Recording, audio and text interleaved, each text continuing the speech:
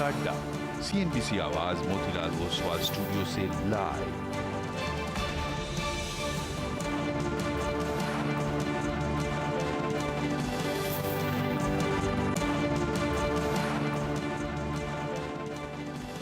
नमस्कार, CNBC आवाज Motilal Oswal studios में आप सभी का स्वागत है। मई सीरीज की एक्सपायरी का आखिरी 1.5 घंटा और आज निफ्टी बैंक में दिख रहा है कमाल, 400 पॉइंट का उछाल, लेकिन निफ्टी अभी भी कर रहा है स्ट्रगल।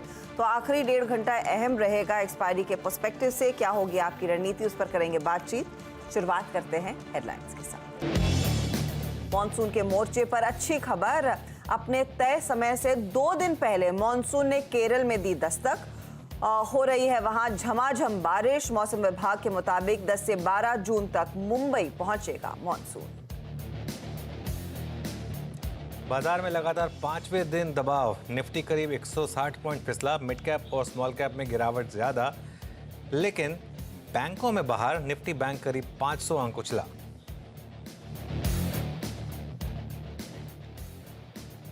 अच्छे नतीजों के बाद टाटा स्टील में दिख रही है आज मुनाफा वसूली। शेयर 4% से ज्यादा फिसला।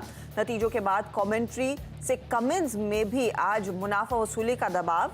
स्टॉक 6% नीचे, लेकिन रिजल्ट के बाद बाटा में दिखी अच्छी तेजी। स्टॉक वायदे के टॉप गेनर्स में शामिल।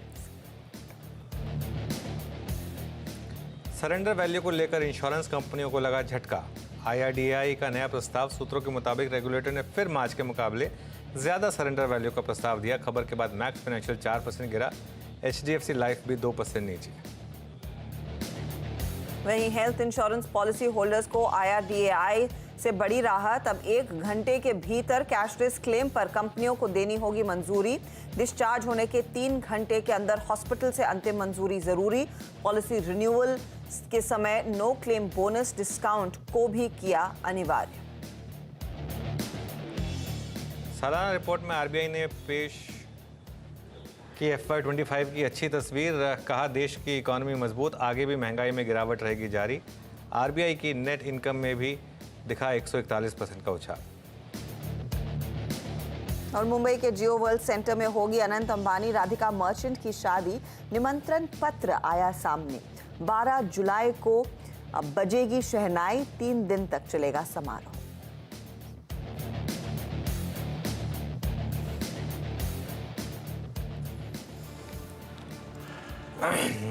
ओके, चलिए फिर शुरुआत करेंगे कमाई का अड्डा की। Veeru Hazra, good afternoon.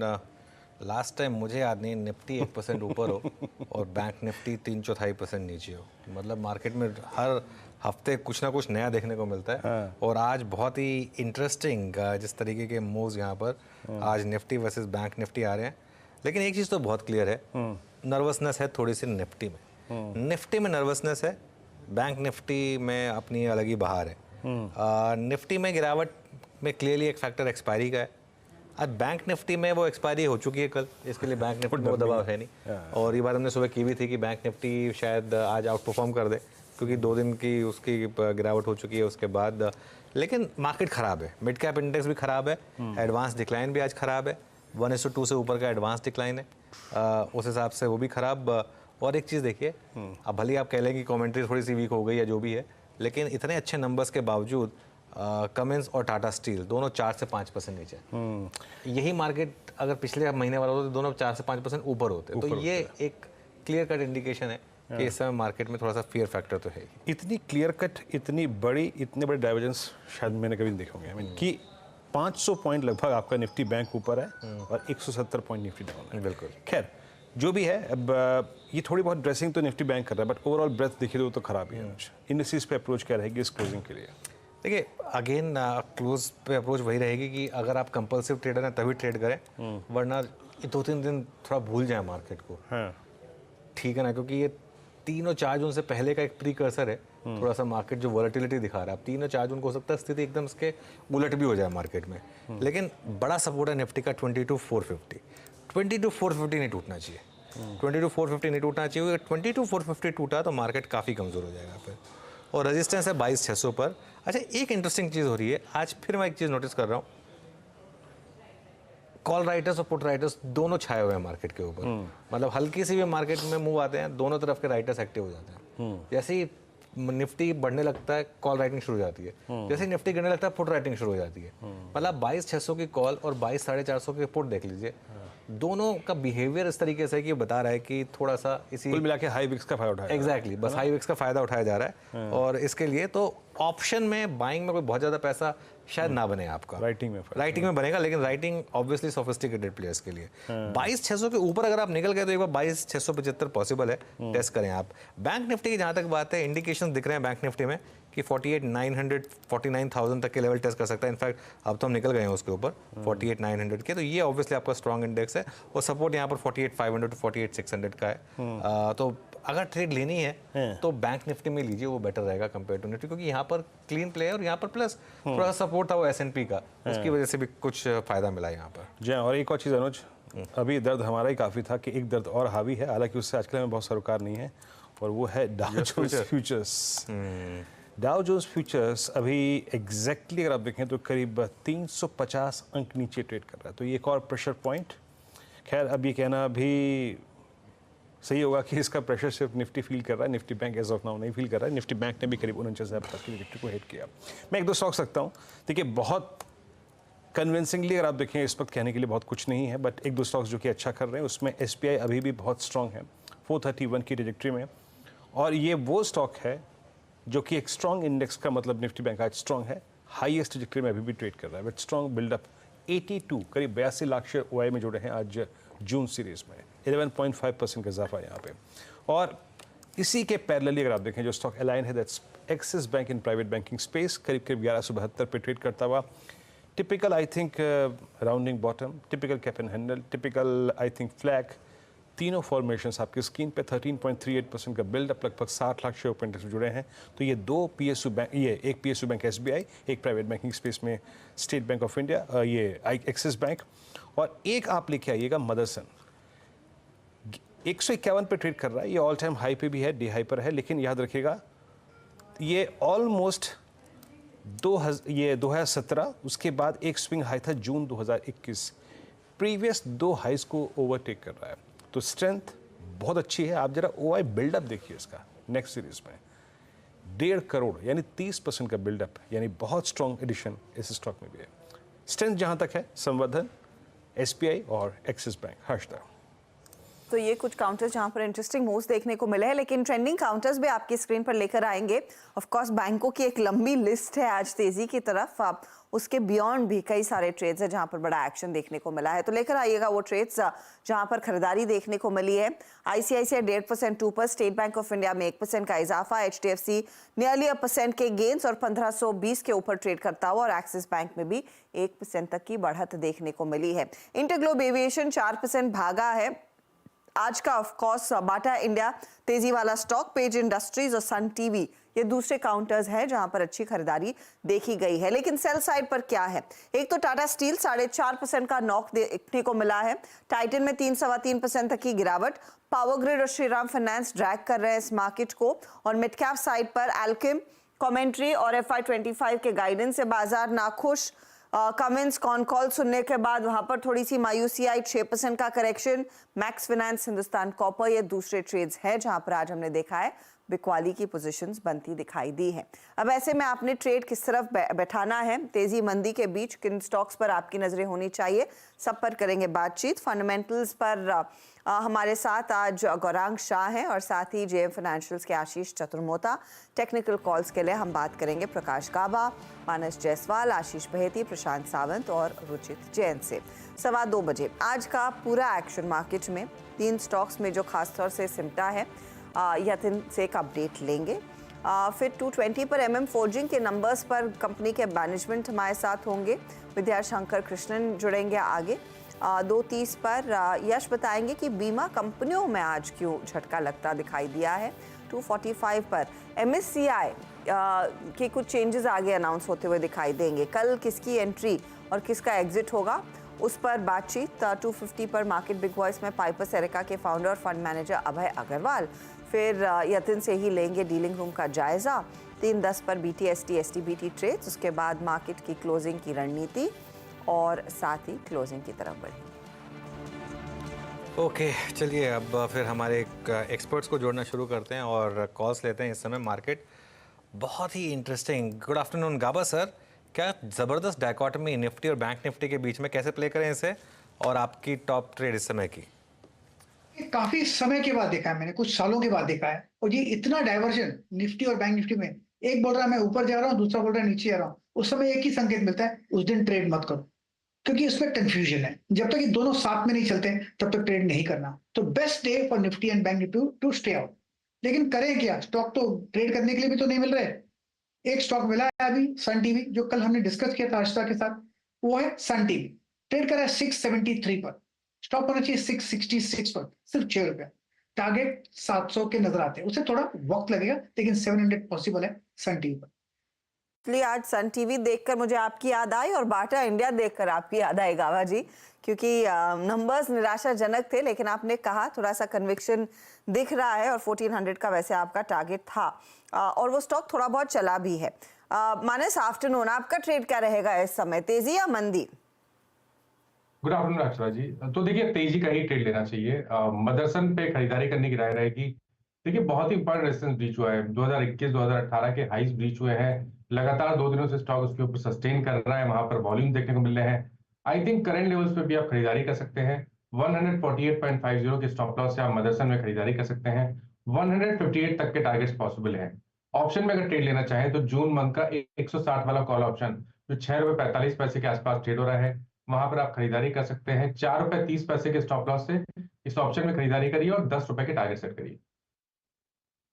जी हाँ, आपकी स्क्रीन पे जो 152 रुपये का टिक आ रहा है वो इस वक्त इसके करियर का हाईएस्ट क्लस्टर है। 2017 देन 21 के स्विंग हाइस को काटता हुआ, 21 नहीं, हाँ 21 जुलाई 2021 के।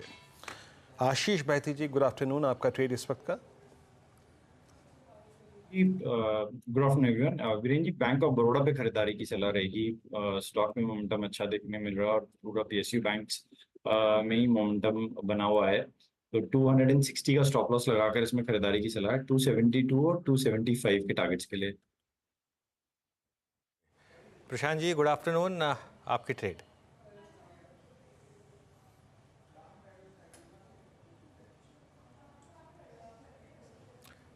प्रशांत सावंत जी, गुड आफ्टरनून, आपकी ट्रेड?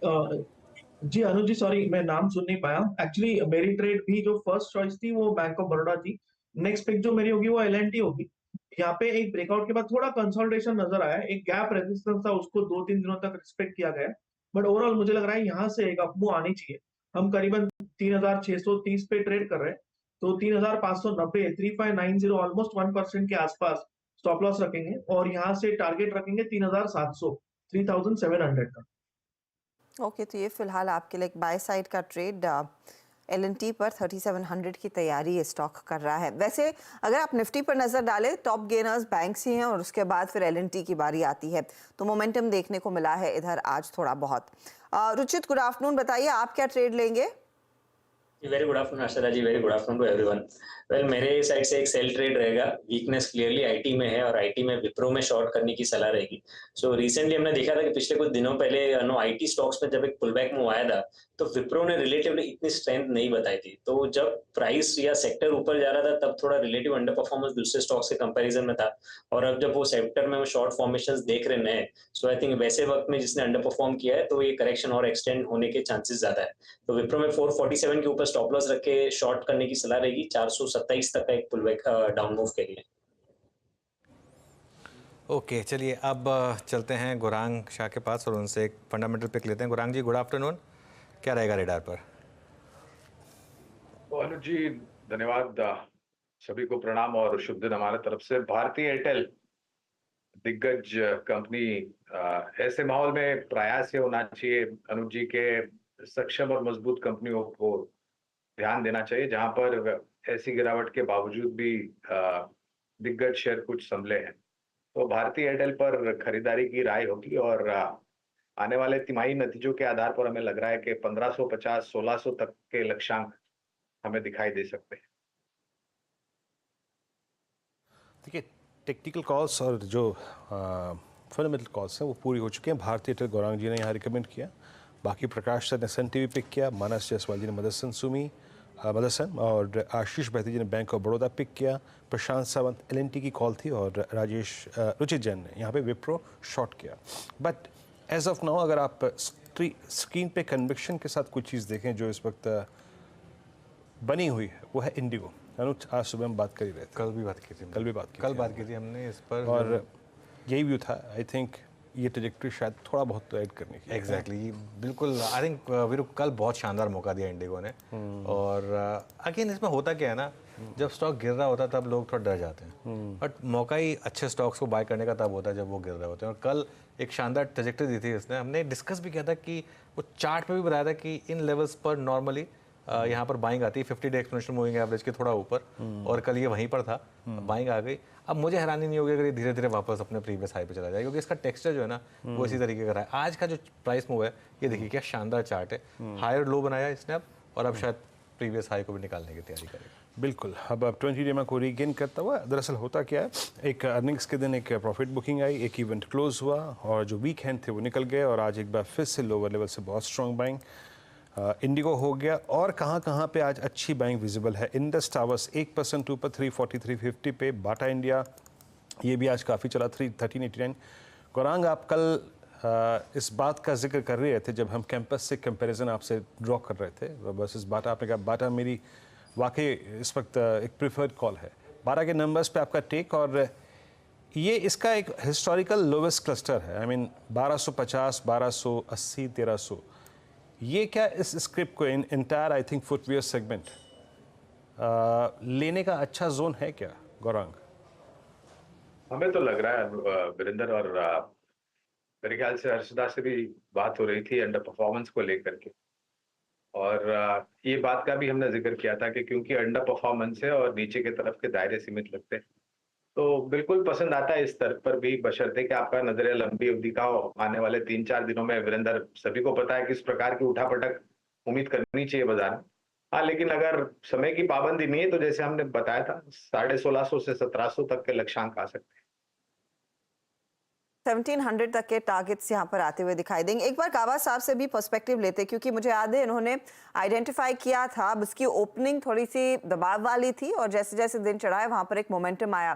कावा साहब, आपका 1400 का टारगेट, आई एम श्योर आप उसे रिवाइज करेंगे ऊपर की तरफ आज के मूव के मद्देनजर, किस तरफ बढ़ेगा ये अब? देखिए, बाटा का जो स्टॉक है उसके हिसाब से जो बेस बना है बढ़िया बना है, उसका एक ब्रेकआउट चाहिए था और ब्रेकआउट भी मिल चुका। अब टारगेट हमारा 1400 था, वो इंट्राडे के लिए था, वो आ भी चुका।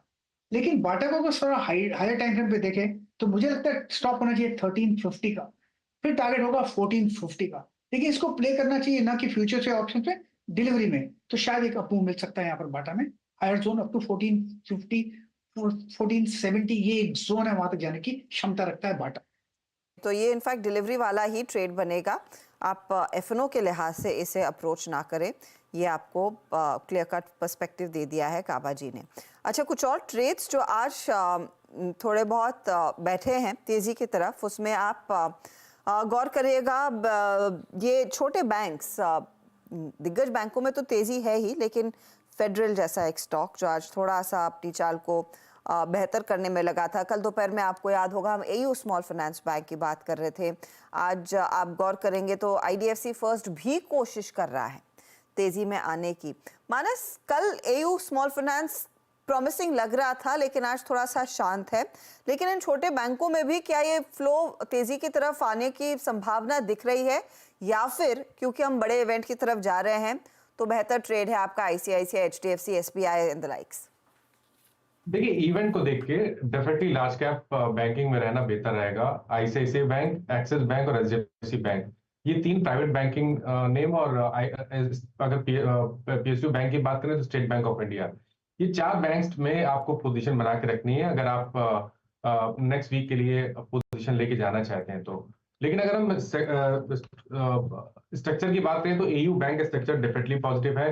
मैंने यहाँ पर मॉर्निंग में रिकमेंडेशन भी दिया, क्योंकि मेरा समझना था कि बहुत ही जल्दी 200 मूविंग एवरेज को ब्रीच करेगा, तो उसके कॉल ऑप्शन में रिकमेंडेशन दिया था। अभी भी आप एयू बैंक में बने रह सकते हैं। 100 मूविंग एवरेज के नीचे स्टॉप लॉस लगाइए 629 का, और अगर ये 200 मूविंग एवरेज के ऊपर निकलेगा तो कम से कम 680-90 तक के भाव आपको देखने को मिल जाएंगे। ओके।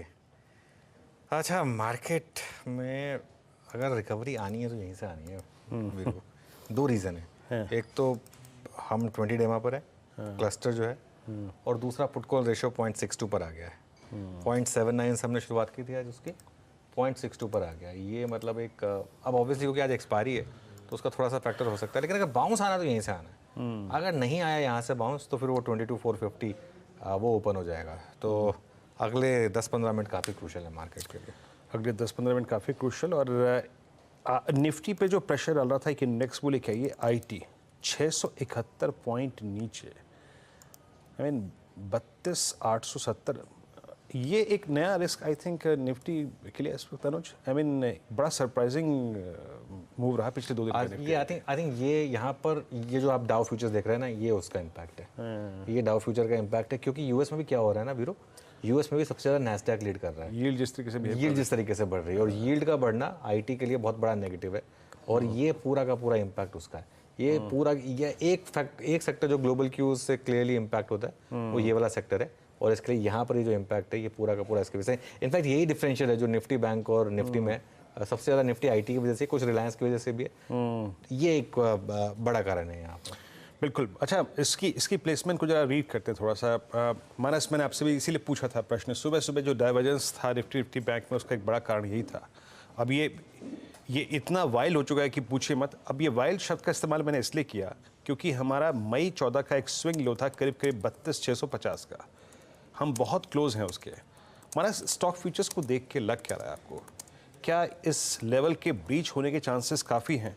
क्योंकि अगर मैं इसको ट्रांसलेट करूँ वीकली चार्ट्स पे तो अप्रॉक्सीमेटली अब उस लेवल के टूटने के बाद नया क्रिटिकल लेवल 32,068 के आसपास है, which is I think 50 week exponential moving average. इसके ब्रीच होने के चांसेस कितने हैं, और कौन से स्टॉक फ्यूचर्स इस डाउन साइड को स्पॉन्सर कर सकते हैं सो दैट आप उस पर एक शॉर्ट कॉल ले सकें? आपका व्यू इस प्रश्न के उत्तर में। तो देखिए, अगर ये 32,600 के नीचे जाएगा तो करीब करीब 700 से 800 पॉइंट की गिरावट IT इंडेक्स में और देखने को मिल जाएगी। तो बिल्कुल कॉशियस रहना चाहिए।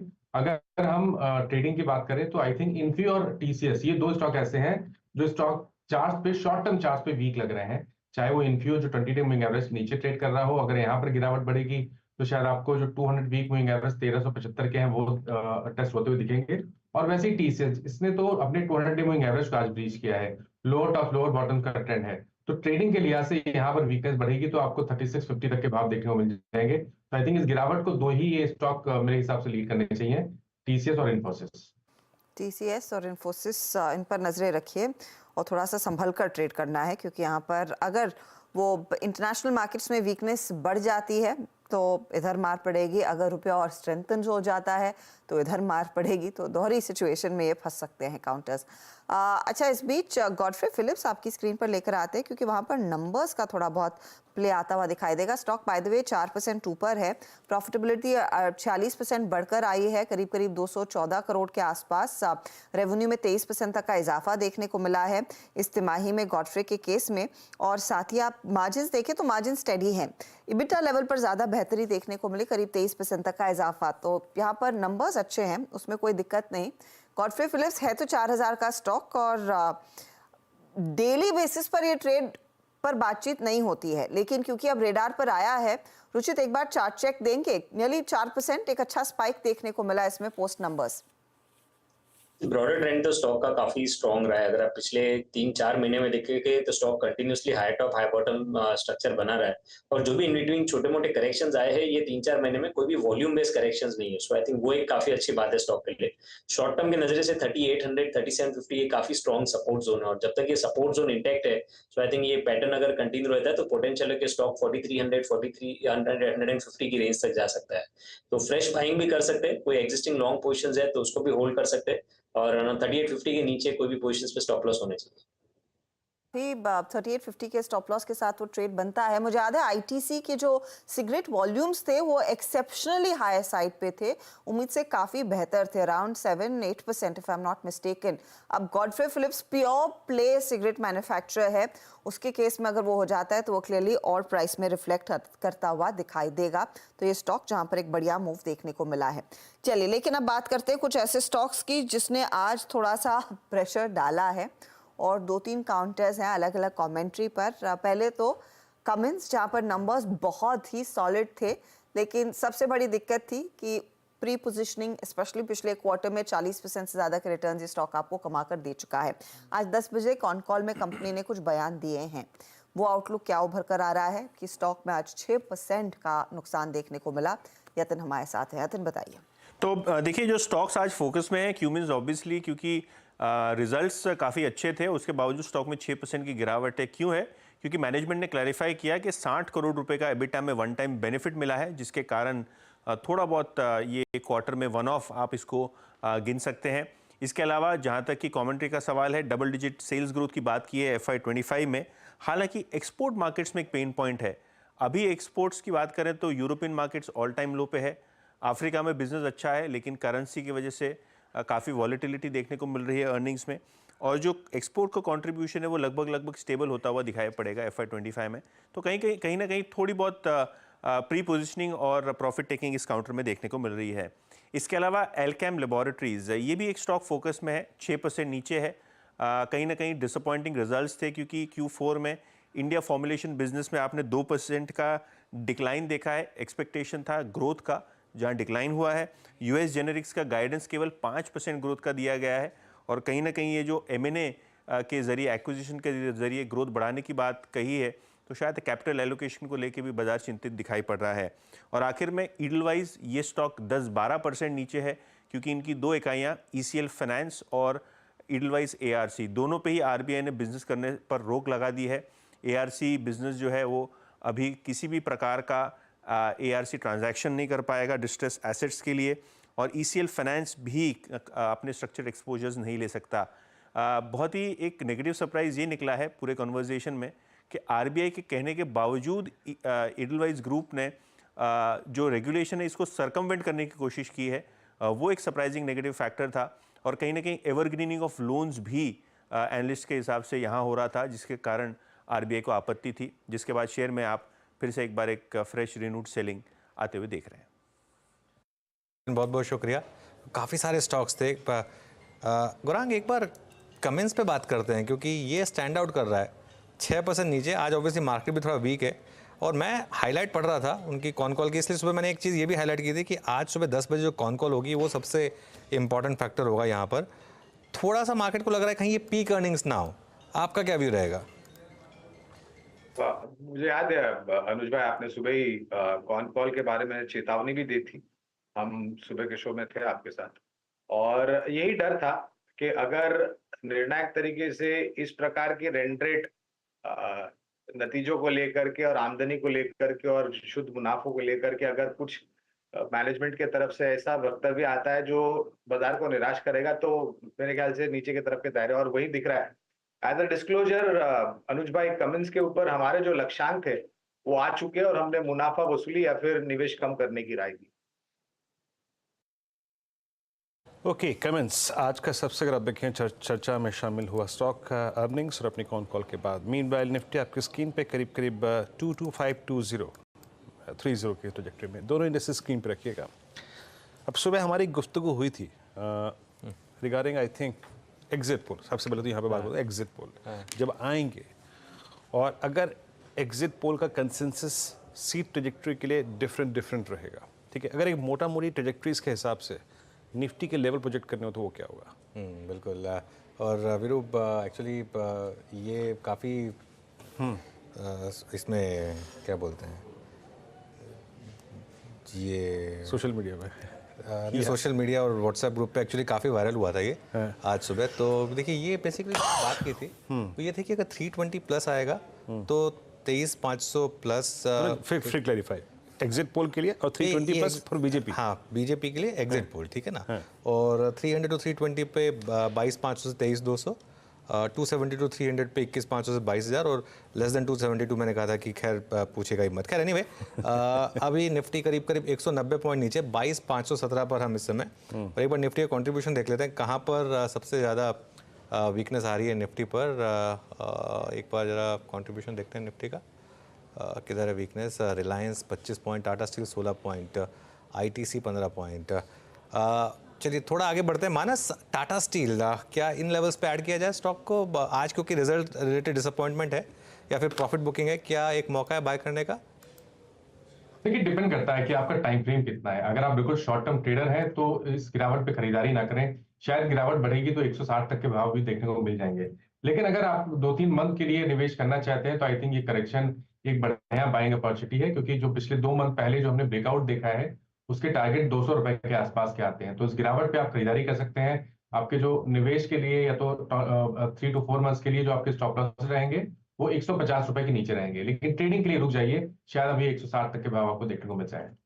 के लिए रुक जाइए। इनफैक्ट गौरांग, मैं इसी पर आपकी राय लेना चाहती हूँ, क्योंकि टाटा स्टील के मैनेजमेंट से जब मैंने बात की, एक तो ऑफ कोर्स उन्होंने कहा वो एक्सेप्शनल लॉस था, साथ ही यहाँ पर एक एक्सेप्शनल बेनिफिट भी करीब 50 मिलियन पाउंड का आया है, तो उस लिहाज से भी वो प्रॉफिट वो जुड़ा है प्रॉफिट में। लेकिन जो यूरोप बिजनेस पे उन्होंने कमेंट्री दी कि देखिए Q1 ऑनवर्ड्स यूरोप में जो है स्थिति नेदरलैंड्स पर्सपेक्टिव से बेहतर होती हुई दिखाई देगी, वहां पर टर्न अराउंड देखने को मिलेगा।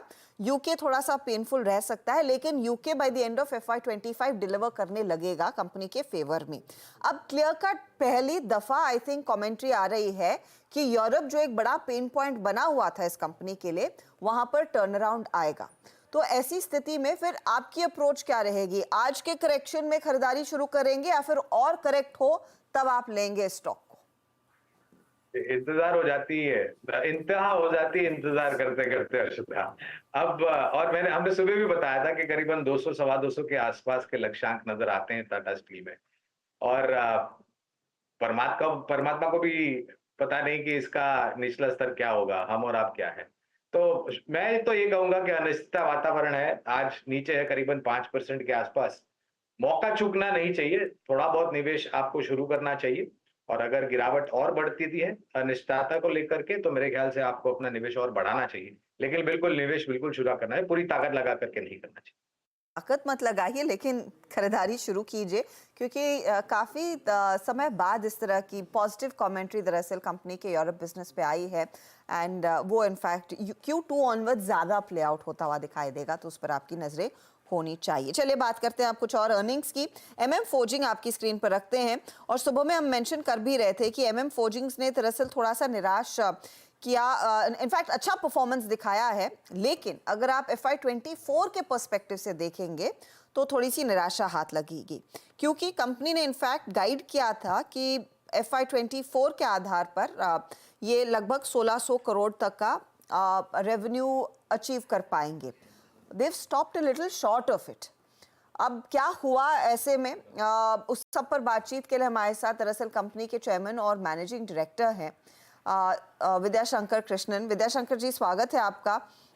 let's start with this fact, sir, कि you guided 1600 crores of guidance revenue.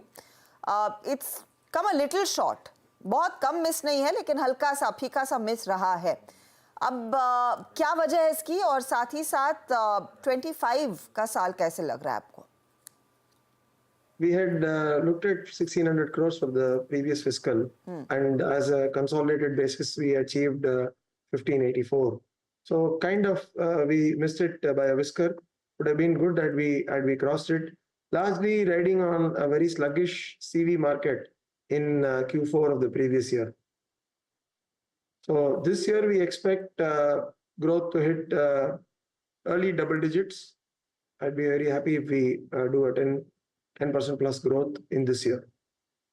Okay. Of course, subject to macroeconomic conditions, and today the economy is very subject to a lot of volatility. And at the same time, I'm very, very bullish about India. Our overall presence in Europe and USA, North America and South America, all very strong. Considering all this, I would expect a year of nominal growth to look at something in the region of around 10 to 12%. 10 to 12% growth. Okay, अब ये बताइए कि last time आपने mention किया था export market थोड़ा सा weak है। You talking about things getting better, तो लार्जली बिजनेस ड्राइव आपके डोमेस्टिक ऑपरेशंस करने वाले, और you are expecting the export market also to equally contribute for you FY25 में? No, we Ashada, both. So we are looking at domestic as, because today domestic has reached a significant size for us. We're almost knocking on the doors of 1,000 crores of just domestic sales, including scrap, etc. So domestic will play a big role in shaping the growth of the company for the next few years, no doubt about that. But having said that, exports is also a huge driver, and this year we've kind of surprised ourselves with strong growth on the export side. So overall, if we take our exports, our overall sales have grown by about 8%, of which exports has registered a 15% growth and domestic about 5-6%. So we see a lot of traction in both the markets, but because of the sheer size, it's domestic that will lead the way. But having said that, we see good acceptance of the company's new launches in Europe, North America and South America. But coming back to that point, Vidya ji, regarding I think domestic market, जैसे कि आपने कहा कि this little bit of weakness is because of I think commercial vehicle segment, but ये जो मौजूदा quarter है अप्रैल मई जून और इनफैक्ट क्योंकि इलेक्शन है that will definitely impact this market.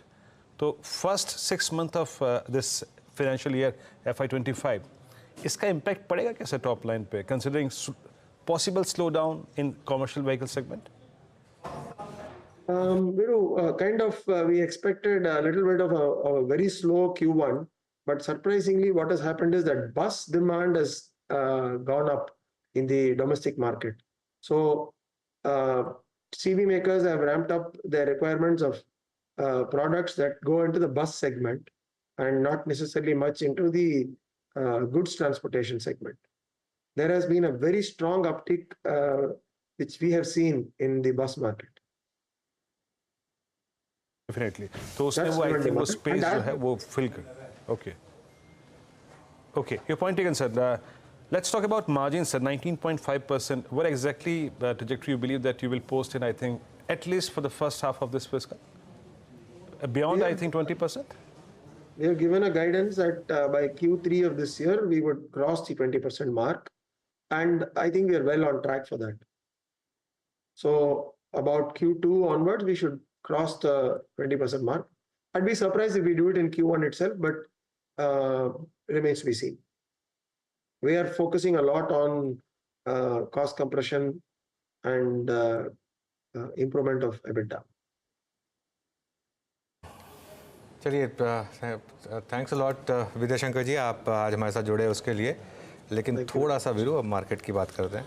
अनुज, ये 22,500 स्क्रीन पे गया, इसका मतलब क्या है एग्जैक्टली? अभी हम वो बात कर रहे थे एग्जिट पोल के प्रोजेक्शंस की, 22,500 बाजार क्या सेंस कर रहा है? हाँ, it's a mix of I think gas work और निफ्टी दोनों चीज़ें। देखिए किसी को नहीं पता, पहली बात एग्जिट पोल में क्या आने वाला है किसी को नहीं पता, ठीक है। अब ऑब्वियसली आप ये कहेंगे कि नहीं एजेंसियों को तो पता है, हाँ पता है उनको, लेकिन क्या सारे के सारे एग्जिट पोल उसी तरीके से आएंगे? कुछ एग्जिट पोल अलग आएंगे, कुछ एग्जिट पोल अलग आएंगे। मेरे ख्याल से इसीलिए मैं हमेशा बोलता हूँ ऐसी चीज़ों में ना बेस्ट होगा कि आप एग्जिट पोल के बेसिस पर अपने ट्रेडिंग डिसीजन ना लें। अब जैसे बैंक निफ्टी, अगर एग्जिट पोल का इम्पैक्ट हो तो फिर तो बैंक निफ्टी भी गिरना चाहिए था ना, फिर बैंक निफ्टी क्यों नहीं गिरा अगर ये पूरा का पूरा इम्पैक्ट सिर्फ एग्जिट पोल कर रहा है?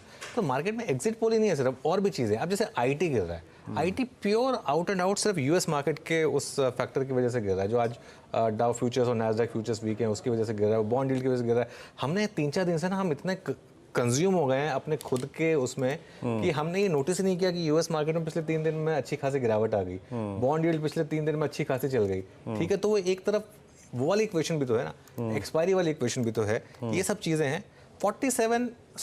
20 to 450 लक्ष्मण रेखा है, 20 to 450 मेरे ख्याल से तो नहीं टूटेगा, अगर टूट गया तो दिक्कत है। अगर मेरा ये माना है कि 40 to 450 पर थोड़ी बाइंग आ जाएगी, लेकिन देखते हैं। अभी 45 मिनट्स ऑलमोस्ट 55 मिनट्स बाकी हैं ट्रेड में, ये लेवल नहीं टूटना चाहिए, क्योंकि ये लेवल टूटा तो थोड़ी तकलीफ होगी। यहाँ पर सबसे बड़ा पुट राइटर बैठा है इसके लिए, लेकिन मैं अभी भी कहूँगा कि ये सिर्फ एग्जिट पोल नहीं है, इसमें कुछ और चीज़ें भी हैं। यूएस मार्केट की वीकनेस, एफआईएस का लॉन्ग होना, पोजीशनिंग मार्केट की, ये बहुत चीज़ें हैं, प्लस मार्केट का ओवरबॉट होना उससे पहले, ये बहुत चीज़ें हैं जो इम्पैक्ट कर रही हैं मार्केट को। जी हाँ, बहुत सारी और चीज़ें हैं, और आई थिंक इस बात को क्लेरिफाई और संकेत जरा डॉक्टर साहब बड़े वॉल पे जरा रखेंगे आप निफ्टी आईटी का चार्ट। अनुज, निफ्टी आईटी अब 7.25 अंक नीचे, और दैट मीन्स अगर इस ट्रजेक्टरी में क्लोजिंग आ जाती है तो निफ्टी आईटी की ये फरवरी 2024 के बाद सबसे लोवेस्ट ट्रैजेक्टरी में क्लोज है। बिल्कुल। यानी ये बहुत हद तक यूएस मार्केट। बिल्कुल, ये पूरा का ये बहुत बड़ा इम्पैक्ट एक क्लियरली आईटी का आ रहा है यहाँ पर। In fact Gaba sir, IT stocks सबसे ज़्यादा वीक कौन सा लग रहा है? एक्चुअली टीसीएस में ब्रेकडाउन है, जहाँ ट्रेड कर रहा है टीसीएस 3730 है तो 3700 की तरफ जा रहा है, टॉप होगा 3750, काफी हद तक वीक है टीसीएस। तो यहाँ पर क्लियरली वो गहरे क्रैक्स आते हुए टीसीएस में वीकनेस परसिस्ट होती हुई, इनफैक्ट मेरी नज़र ना एक और बिग बॉय पर है, रिलायंस इंडस्ट्रीज।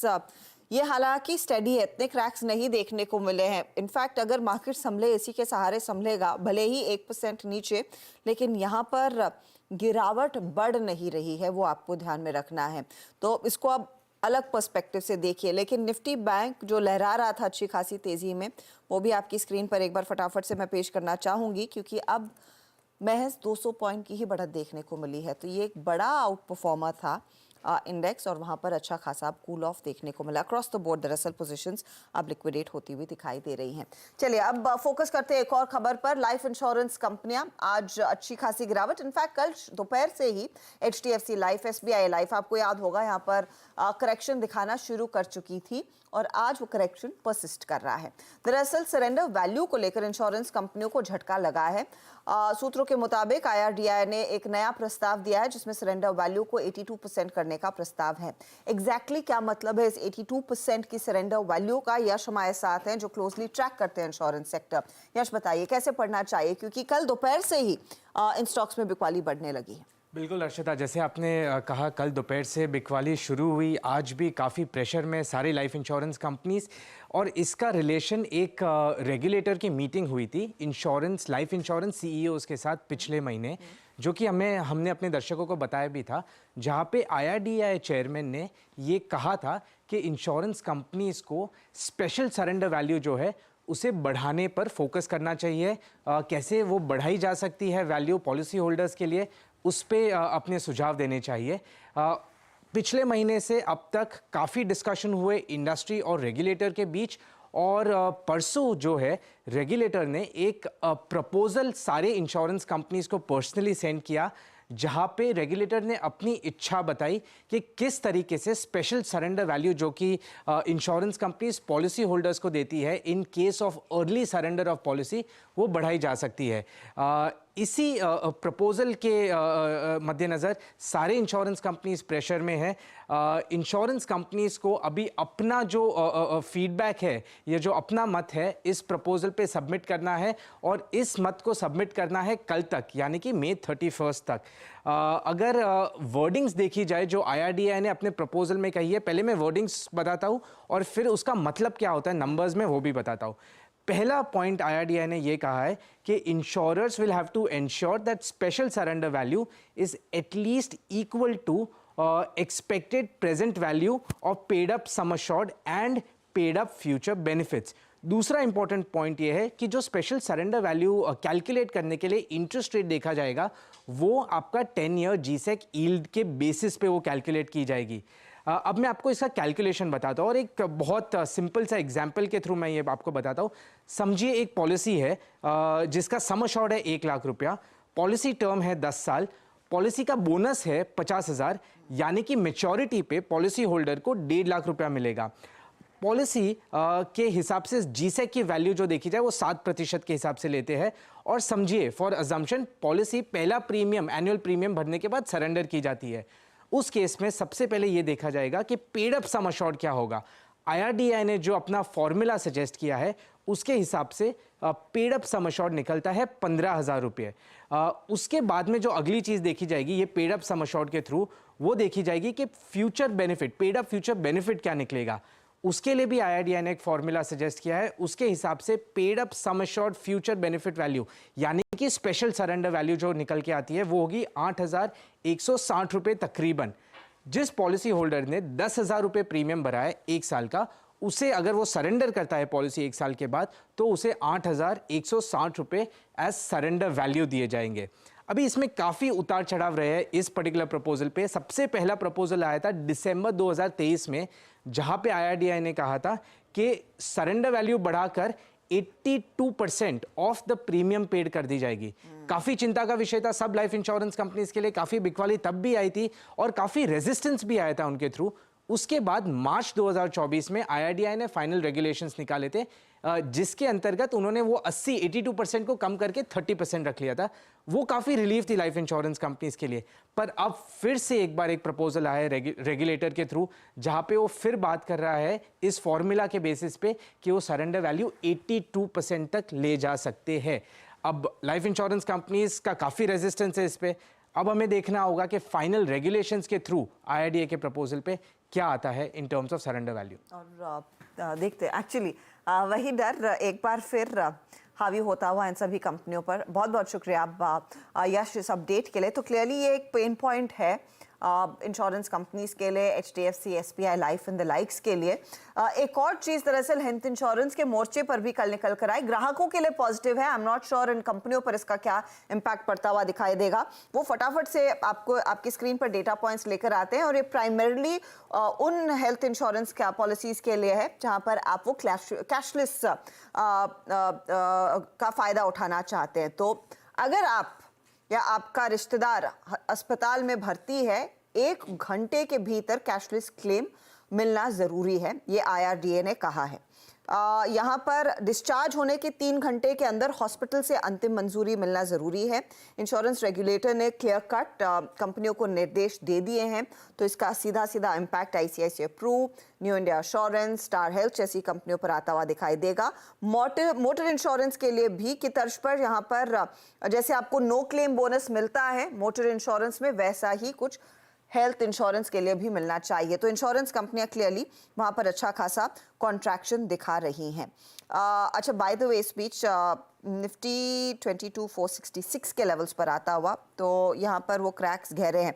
हमारे साथ अब आशीष चतुर्मोता भी जुड़ गए हैं और हम क्योंकि वैसे भी इंश्योरेंस कंपनियों की बात कर रहे थे, HDFC लाइफ में और बिकवाली बढ़ती हुई दिखाई दे रही है। Very quickly Ashish, sell off को आप कैसे पढ़ रहे हैं और इस समय आपका ट्रेड क्या बनेगा? बिल्कुल, तो हर्षदा गुड आफ्टरनून। और मेरे हिसाब से देखिए इंश्योरेंस कंपनीज में जो ये वीकनेस है ये काफ़ी समय से परसिस्ट कर रही है। आपने देखा जब भी हमने बीच में भी कई बार इन पे डिस्कशन कहा और हमने कहा कि ये टेम्पररी शॉर्ट टर्म रिकवरीज हमें देखने को मिल रही है, बट इन जनरल कहीं ना कहीं इन कंपनीज में अभी कोई बड़ा ट्रैक्शन नहीं है और ये वापस रिफ्लेक्ट हो रहा है। और आज के जो डेवलपमेंट है वो वापस से इनको एक बैकफुट पे लेकर जाएंगे और मेरे हिसाब से एलोकेशन यहाँ से थोड़ा सा हटकर फाइनेंशियलाइजेशन ऑफ सेविंग्स की जो थीम है उन पे ज़्यादा फोकस है। तो BFSI को छोड़ के अगर से हम कहीं ज़्यादा फोकस करते हैं तो वो है फाइनेंशियलाइजेशन ऑफ सेविंग्स की थीम, चाहे वहाँ पर हम ब्रोकर्स की बात करें, AMC कंपनीज की बात करें या एसेट मैनेजमेंट कंपनीज की बात करें या हो सकता है वेल्थ मैनेजमेंट फर्म्स की बात करें, वो ज़्यादा हमें इंटरेस्टिंग नज़र आते हैं। अब जहाँ तक के बाजार का सवाल है तो देखिए हम तो 2 दिन से ये व्यू मेंटेन रखे हैं कि थोड़ा सा आप इस समय पे साइडवेज रहिए, वेट एंड वॉच की सिचुएशन में रहिए, कोई एग्रेसिव पोजीशनिंग नहीं करनी चाहिए और अगर से कुछ लेना भी है तो क्वालिटी लार्ज कैप बैंक्स के अंदर में फोकस कर सकते हैं, डिफेंसिव्स के अंदर में फोकस कर सकते हैं और वहाँ भी स्टैगर्ड मैनर में बाइंग की अप्रोच होनी चाहिए। किसी भी मेरे हिसाब से एक स्ट्रॉन्ग एलोकेशन इस समय पर बाजार में एक साथ डालना एडवाइजेबल नहीं रहेगा। ओके, इस बीच निफ्टी अनुज 22,470, मुझे याद आ रहा है कि ये वो ड्यूरेशन थी 22,300 और 400 जहां से FIs की वो शॉर्ट कवर होना शुरू हुए थे। 3 दिन में वो मेजर 1 लाख कवर हुआ था। हाँ। ये ट्रैजेक्टरी क्या कर रही है अनुज? देखिए, अब मैं एक चीज़ बोल रहा हूँ यहाँ पर, अब अगर तो एक ब्लैक स्वान इवेंट आ जाए और मार्केट में कम्प्लीटली अनएक्सपेक्टेड हो जाए तो अलग बात है, वरना मेरा ये मानना है कि यहाँ से लेके 21,700 21,800 तक का जोन है जो आपके लिए पोजिशनली बाय जोन है। पोजिशनली बाय जोन है जो आपके लिए पोर्टफोलियो में बाय करने का जोन है और जो आपके लिए अक्रॉस द मार्केट। मैं फिर से कह रहा हूँ, प्रोवाइडेड मार्केट में एक ब्लैक स्वान इवेंट ना आए। ब्लैक स्वान इवेंट मतलब कि इंडिया की हार, वो ठीक है ना, वो ना आए तो एज लॉन्ग एज एनडीए की गवर्नमेंट वापस आ रही है, मुझे नहीं लगता कि कितनी सीटें आएंगी उससे निफ्टी के लेवल का फर्क पड़ेगा। एग्जिट पोल का है और फाइनल उसमें भी एक बार के लिए मैं वो जो बात की थी वो उस दिन के लिए की थी मैंने। 6 महीने बाद का व्यू अगर आप लेके चल रहे हैं, 6 महीने बाद का अगर आप व्यू लेके चल रहे हैं और अगर NDA 3.0 सिक्योरली वापस आता है तो 21,800 से लेके ये वाला जो जोन है ये एक आपके लिए बाय जोन है, क्योंकि अगर NDA 3 वापस आता है तो साल के अंत तक निफ्टी 24 से 25 हज़ार के बीच में होना चाहिए। ये मेरा व्यू है। तो ये अब आपको ये सोचना है कि यहाँ पर डाउन साइड कितनी है आपकी 21,700 तक की, अपसाइड कितनी है 25,000 तक की, 24,000 से 25,000 तक की, ठीक है। अब आप इसमें अपने आप को कैसे हेज करेंगे इस इवेंट रिस्क को? या तो आप इस इवेंट को हो जाने के बाद एक ट्रेड लेंगे या फिर इवेंट से पहले ट्रेड लेंगे, ये आपको डिसाइड करना है। आज की जहाँ तक बात है, मैं अभी भी बोल रहा हूँ 22,450 लाइन इन सैंड है। 22,450 के नीचे एक बार के लिए जो पुट ऑप्शन सेलर्स हैं वो पैनिक करेंगे और वो दिक्कत आ जाएगी। तो इसके लिए आज मुझे लग रहा है 22,450 के आसपास थोड़ा अटेम्प्ट होगा उसको बचाने का। अगर नहीं बचा तो दिक्कत आएगी यहाँ पर। अच्छा अनुज, ये जो बैंक्स आज मजबूत हैं इसको कैसे रीड करें? क्योंकि एक तरफ से निफ्टी आईटी खाली हो रहा है, वो निफ्टी पे इम्पैक्ट डाल रहा है, ठीक है। कुछ अर्निंग डिसअपॉइंटमेंट्स भी हैं आज, बट बैंक्स का इतना स्ट्रॉन्ग बिहेवियर, बैंक का बहुत स्ट्रॉन्ग बिहेवियर है, बहुत ही ज़्यादा। आई थिंक उसमें एक और कारण ये भी ना कि बैंक्स पहले खाली हो चुके थे। लास्ट 2-3 दिन में बैंकों में ऑलरेडी काफ़ी सेलिंग आ गई थी। लेकिन एक चीज़ है, अगर निफ्टी 22,450 तोड़ेगा ना आप यहाँ पे, तो उसको बैंक निफ्टी इम्पैक्ट करेगा। फिर हो सकता है कि अब अगर निफ्टी को यहाँ से गिरना है तो बैंक निफ्टी टूटेगा, अगर निफ्टी को गिरना है तो। और 22,450 तोड़ना है तो in that case bank Nifty तोड़ेगा। निफ्टी का put call ratio by the way अब 0.6 तक आ गया है वीरू। तो क्लियरली यहाँ पर थोड़ी सी दिक्कत बढ़ रही है। चलिए काम करते हैं, अब 4 का चौका ले लेते हैं। आज पहले तो सस्ता ऑप्शन आशीष बहेती से लेंगे हम, उसके बाद मानस से एफएनओ सुपरस्टार, चार्ट का चमत्कार के लिए प्रशांत सावंत और मिड कैप फंडा के लिए आशीष चतुर्मोहता। तो शुरुआत करते हैं ट्रेड्स की। आशीष जी बताइए आपका सस्ता ऑप्शन ट्रेड। जी, एक्सिस बैंक की 1200 की जो कॉल है आउट ऑफ द मनी, उसमें खरीदारी की सलाह रहेगी। 30 रुपए के करीब चल रही है ये, इसमें पोजीशन बनाई जा सकती है। 22 रुपए का एक स्टॉप लॉस लगाना है। 40 रुपए का पहले टारगेट, 48 के सेकंड टारगेट के लिए इसमें खरीदारी की सलाह है। ओके, सस्ता ऑप्शन आशीष बहेती जी का एक्सिस बैंक की कॉल ऑप्शन आपकी स्क्रीन पे 1170 पे ट्रेड कर रहा है। बहुत मजबूत धड़ा बाजार का। मानस से पिक करते हैं आज का एफएनओ सुपरस्टार। मानस क्या पिक कर रहे हैं आप? देखिए, पीएल में बिकवाली करने, पिरामिड एंटरप्राइज में बिकवाली करने की राय रहेगी। यहाँ पर एक बहुत इंपॉर्टेंट सपोर्ट 805 रुपए का ब्रीच हुआ है, उसके नीचे गया है, तो इसके फ्यूचर में आप बिकवाली कर सकते हैं। 800 रुपए के आसपास के भाव चल रहे हैं। 811 का स्टॉप लॉस लगाइए और 780 रुपए के टारगेट सेट करिए पीएल के फ्यूचर में। तो पीईएल शॉर्ट साइड का ट्रेड इस समय। प्रशांत बताइए आपका क्या ट्रेड रहेगा इस समय चार्ट का चमत्कार? तो हर्षा जी, अगर हम सीमेंस को देखें, यहाँ पे एक जो गैप अप हुआ था उसके लो को टेस्ट कर रहे हैं और वो गैप के सपोर्ट पे जो बिकवाली आई है वहाँ पे वॉल्यूम्स कोई ज्यादा नहीं है। तो मैं यहाँ पे जस्ट एक करेक्शन मान रहा हूँ और मुझे लग रहा है यहाँ से जो series of higher tops higher bottoms है कंटिन्यू हो सकता है। तो स्टॉप लॉस रखेंगे 6,875 6875 और यहाँ से टारगेट होगा 7,300 7,300 जो कि ऑलमोस्ट स्विंग हाई था। आशीष चतुर्मोहता, गुड आफ्टरनून। आपका मिड कैप फंडा। अनुज, हम जाना चाहेंगे टेक्नो इलेक्ट्रिक के साथ। हालांकि आज थोड़ा बड़ा हुआ है तो मेरी रिकमेंडेशन ये रहेगी कि थोड़ा सा डिप का वेट करें, पर एक अच्छी कंपनी हो सकती है और डिस्क्लोजर है कि स्टॉक हमारे पोर्टफोलियो में बना हुआ है। और हमें लगता है कि जो कल इन्होंने कॉन कॉल में एक बहुत ही बढ़िया कमेंट्री दी, 2500 करोड़ का जो टर्नओवर है उस पर बात की कि 3500 करोड़ का टर्नओवर आने वाले समय में देखने को मिल सकता है। ऑपरेटिंग मार्जिन 13% के ऊपर जा सकती है और डेटा सेंटर एक बहुत ही बढ़िया थीम इमर्ज हो रहा है। साथ ही साथ जैसे गवर्नमेंट का एक टारगेट है 25 करोड़ स्मार्ट मीटर्स डिप्लॉय करना है, उसका भी एक बहुत ही बढ़िया प्ले टेक्नो इलेक्ट्रिक साबित हो सकता है। तो मेरे हिसाब से 1140-50 की जो जोन होगी वो एक अच्छा एरिया होगा जहां पर पे मेरे हिसाब से एक एंट्री की जानी चाहिए। 1050 पे एक अच्छा सपोर्ट है। मैं मानता हूं ये स्टॉक 1500 रुपए के ऊपर जाता हुआ हमें नजर आता है। डिस्क्लोजर है कि ये स्टॉक हमारे पोर्टफोलियो के अंदर में बना हुआ है। तो 4 का चौका में 4 ट्रेड्स आए और शुरुआत यहाँ पे हुई थी आशीष बहेती जी के सस्ता ऑप्शन के साथ। वहाँ पे उन्होंने एक्सिस बैंक की वकालत की कि आपको एक्सिस बैंक लेना चाहिए। यहाँ पे इसकी स्ट्राइक की कॉल, मतलब 1160 की स्ट्राइक की कॉल लेनी है आपको, 1200 की माफ कीजिएगा, विद पॉसिबल टारगेट ऑफ 40। यहाँ से करीब करीब 9 रुपये का अपसाइड है। और पिरामिड एंटरप्राइजेस मानस जी का आज का फिर सुपरस्टार था, करीब करीब 750 के लक्ष्य के लिए और सेल है, याद रखिएगा ये ट्रेड। उसके बाद प्रशांत सावंत जी का आज का चार्ट का चमत्कार, ये था सिमेंस और buy for possible target of 7300 on the higher side. और टेक्नो इलेक्ट्रिक यहाँ पे आशीष जी ने पिक किया हुआ है। आज थोड़ा सा स्ट्रॉन्ग है, स्ट्रेंथ दिखा रहा है, तो थोड़ा सा डिप भी अगर कोई आए तो उसको आपको डेफिनेटली ऐड करना चाहिए। मेरे स्क्रीन पे निफ्टी समहाउ आई मीन 22,474 उस ट्रजेक्ट्री को जो मेंशन कर रहा था ना, जिसको प्रोटेक्ट करने की कोशिश करता हुआ, लेकिन कुछ स्टॉक जिसे कहते हैं ना, आई मीन कोई भी गिरावट का, कोई भी बाजार की टर्बुलेंस का असर नहीं है। वो है आपकी स्क्रीन पे डिक्सन। 9291 डे हाई पर। आशीष, आपका टेक इस पर क्या है डिक्सन पे? स्टॉक तो आज से नहीं, पिछले 4 साल से जिस तरह की इसने एक ट्रैजेक्टरी पकड़ी है और अपने आप को पीएलआई स्कीम का एक सबसे बड़ा बेनिफिशियरी कहीं ना कहीं डिक्सन उभरता हुआ नजर आया है, तो हमें लगता है कि नंबर्स काफ़ी स्ट्रांग है और जो ट्रैजेक्टरी है वो बहुत ही स्ट्रांग है। स्टॉक इवेंचुअली मेरा मानना है कि आपको 5 डिजिट में एंटर होगा और सस्टेन रहेगा। सबसे इंपॉर्टेंट बात है कि ये टारगेट्स की बात नहीं है, इस स्टॉक के अंदर में जिस तरह की कंपाउंडिंग हो रही है, मुझे लगता है ये ट्रेंड बरकरार रहेगा। ईएमएस स्पेस में हमने बीच में कई बार बात की, वहाँ पर भी उस स्पेस के अंदर में अगर से कोई मार्केट लीडरशिप रख रहा है तो वो डिक्सन रख रहा है। तो मेरे हिसाब से डिक्सन 10,000 10,500 तक की अपसाइड देखने को आराम से नजर आ सकती है। क्योंकि आप ईएमएस पे इतना बिल्कुल, डिक्सन टेक एक ऐसा स्टॉक जो काफ़ी स्ट्रांग रहा है पिछले कई दिनों से और इवन आज मार्केट की वीकनेस में भी ये स्टॉक होल्ड कर रहा है। 8 मिनट बचे हैं 3 PM मूव में, 22,462, तो कोशिश तो है 22,450 बचाने की। अब देखते हैं सक्सेसफुल होंगे या नहीं। MSCI ग्लोबल इंडेक्स में 1 जून से कुछ बदलाव लागू होंगे, इसमें किसकी होगी एंट्री, कौन से शेयर होंगे बाहर, ये जानने के लिए यतिन के पास चलते हैं। यतिन, गुड आफ्टरनून, बताइए। Good afternoon. जो मुख्य शेयर्स हैं उसके बारे में सबसे पहले बात करते हैं क्योंकि यहाँ फोकस रहेगा। अगर हम एडिशंस की बात करें और इंक्लूजन जो फ्रेश हुए हैं, वहाँ पीबी फिनटेक, सुंदरम फाइनेंस, NHPC, इन सभी स्टॉक्स में 200 से $250 मिलियन के आसपास की बाइंग देखने को मिलेगी और ये बदलाव जो है कल आपको आखिर के आधे घंटे में होते हुए नजर पड़ेंगे। तो जो लिस्ट है इसको सेव कर लीजिए, कल यहाँ दमदार एक्शन आपको देखने को मिल सकता है क्योंकि कल एडजस्टमेंट डेट है। इसके अलावा NHPC, फिनिक्स मिल्स और इंडस टावर्स, ये 3 शेयरों पे भी खास नजरें रहनी चाहिए क्योंकि ये मेजर इनफ्लो कैंडिडेट्स हैं जहां आपको बाइंग देखने को मिलेगी। 3 स्टॉक्स जो एक्सक्लूड हुए हैं, बर्जर पेंट्स, IGL और पेटीएम, ये तीनों स्टॉक्स में आपको थोड़ी बहुत सेलिंग देखने को मिल सकती है। और अगर हम स्पेसिफिकली बात करें बर्जर पेंट्स और IGL की, तो यहाँ लगभग 1000 करोड़ के आसपास की सेलिंग एक्सपेक्टेड है।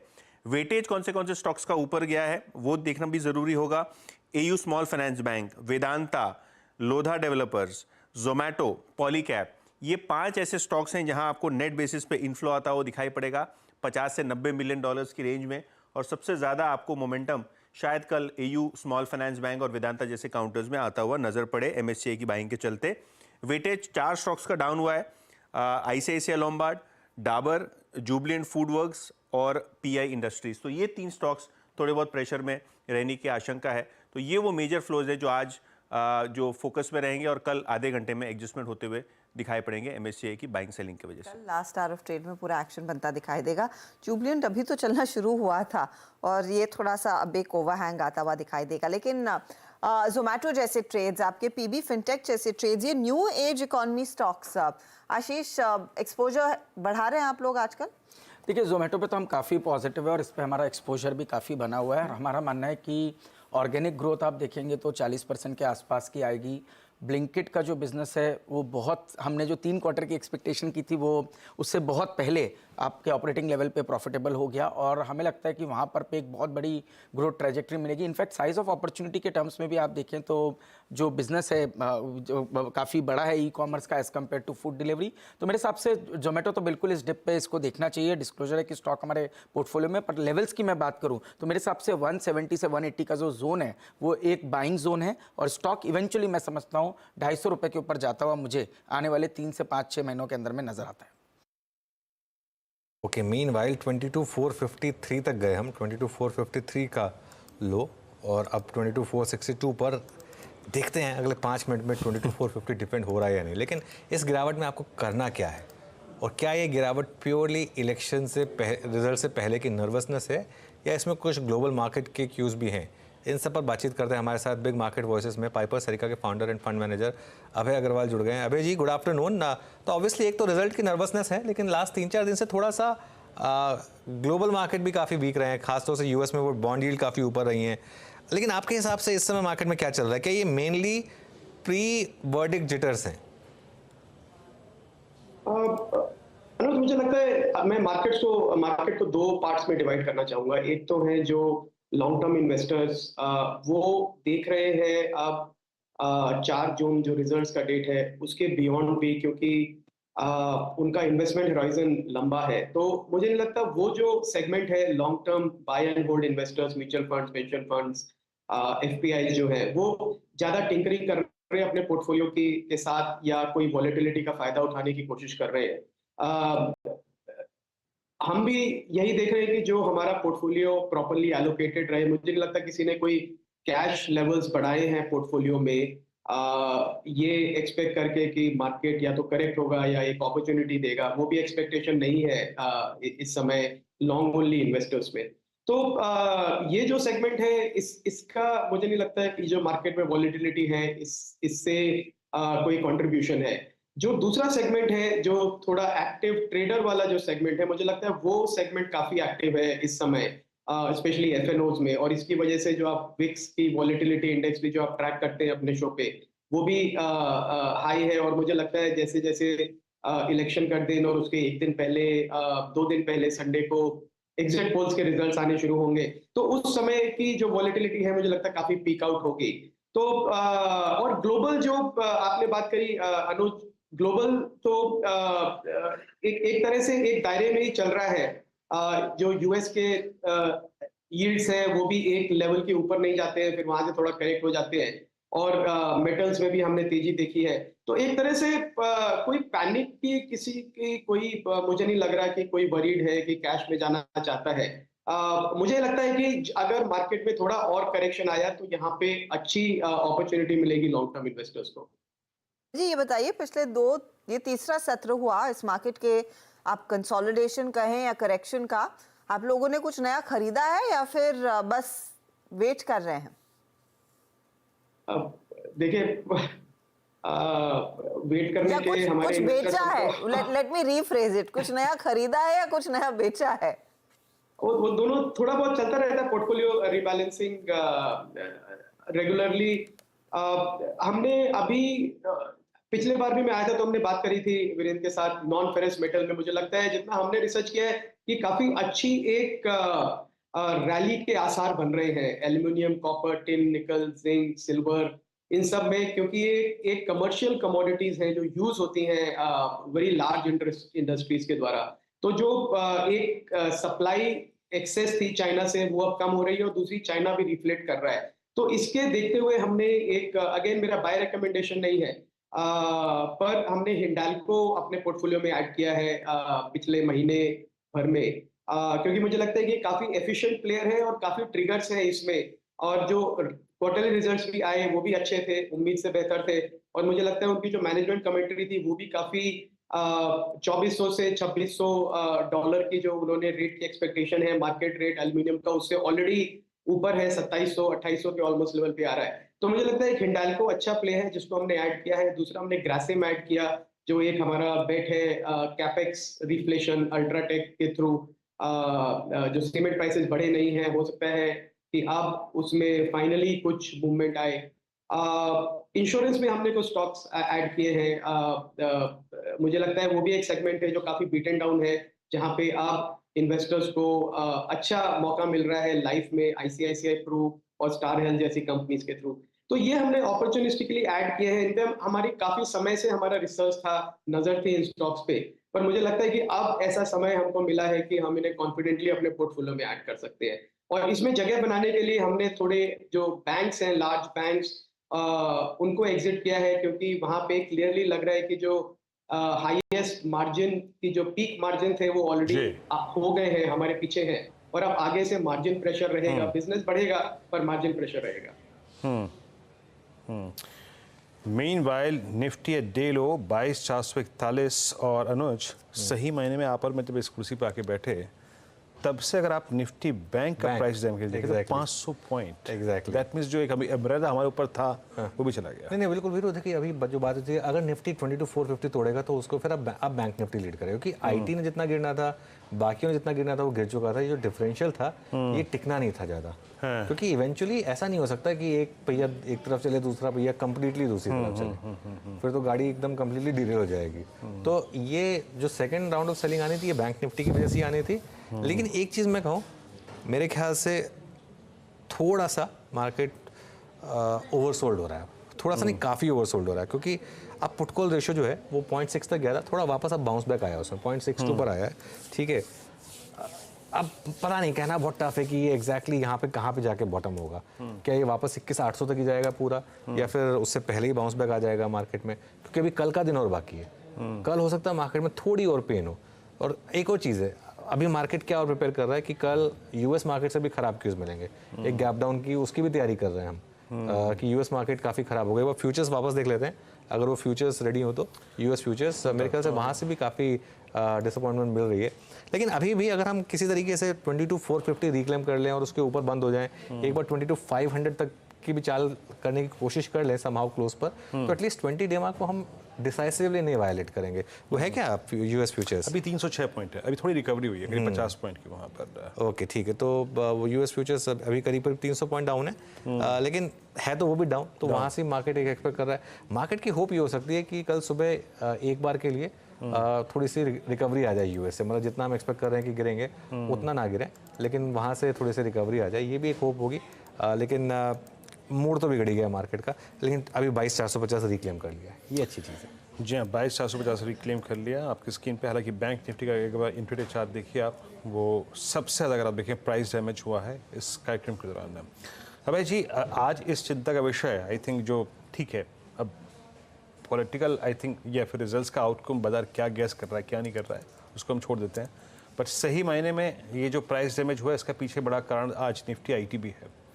अब यूएस मार्केट ने पिछले 3 दिन जो प्राइस बिहेवियर दिखाया है, ये जिस तरीके से बिहेव कर रही हैं, आपको क्या लग रहा है? मैं अभी आईटी में फ्रेश डाउनसाइड खुल गया है क्या फॉर द टाइम में? वीरेंद्र, हमारी रेगुलरली बात होती रहती है आपके साथ जब भी शो पे आप आईटी की हमेशा मुझसे चर्चा करते हैं, और मेरा व्यू आईटी पे एज अ फंड हाउस भी नेगेटिव है। पिछले 2 साल से हमारे पास कोई भी लार्ज कैप आईटी स्टॉक नहीं है, और वो इसलिए वीरेंद्र क्योंकि मुझे लगता है कि अभी भी जो वैल्यूएशंस हैं इन आईटी कंपनीज के, स्पेशली जो हमारी लीडिंग कंपनीज हैं टीसीएस, इन्फोसिस, वो अभी भी फैक्टर इन नहीं कर रहे कि एक सेक्युलर 2 तरह की इनकी प्रॉब्लम्स हैं। वो एक है कि जो एआई के थ्रू और नई टेक्नोलॉजीज के थ्रू जो कंपटीशन इनको मिल रहा है उसके लिए अभी तक प्रिपेयर्ड नहीं है, अपना टाइम एंड मटेरियल मॉडल बचाने में लगे रहते हैं पर इनोवेट नहीं कर पा रहे हैं। एक ये बड़ी प्रॉब्लम है। दूसरी, ग्रोथ बिल्कुल भी नहीं है और ना प्राइसिंग पावर है। तो इस इन्वायरमेंट में जस्ट कि आप एक ब्लू चिप है, आपको 25-30 टाइम का पी मल्टीपल मिलेगा, मुझे नहीं लगता है कि इन्वेस्टर्स ज्यादा समय तक ये मल्टीपल देंगे। तो आपका जो सवाल था कि क्या एक डाउनसाइड खुल गया है, मुझे लगता है कि मैं मार्केट एक्सपर्ट नहीं हूं, पर मुझे लगता है कि इस सेगमेंट में एक कन्विक्शन बाइंग आए, बड़ा मोटा पैसा आए इन्वेस्टर्स का, मुझे इसकी उम्मीद नहीं है।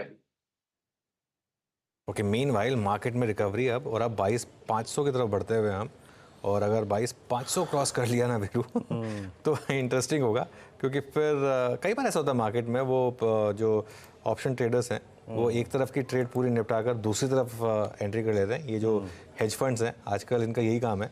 तो अब अगर 22,500 अगर आपने क्रॉस करना शुरू किया और बैंक निफ्टी देखिए वापस अब 200 पॉइंट ऊपर हो गया, तो फिर उसी का सहारा मार्केट को बैंक निफ्टी का ही क्लियरली।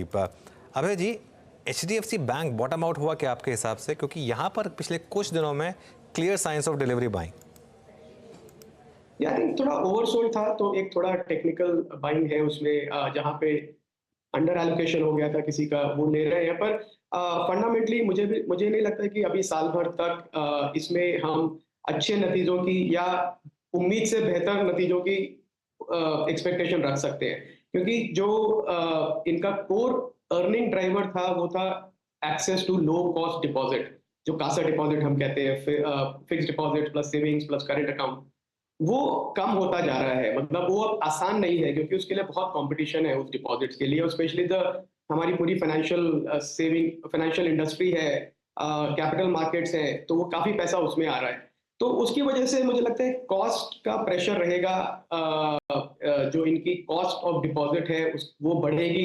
दूसरी तरफ जो मौके हैं डिप्लॉय करने के हाई क्रेडिट रेटिंग कंपनीज को, वो भी कम होते जा रहे हैं, कंपटीशन बढ़ता जा रहा है। तो मुझे लगता है कि जो एक साल 1.5 साल तक ये बैंक एक लो ग्रोथ एनवायरनमेंट में आ जाएगा, जो इन्वेस्टर्स यूज टू नहीं है।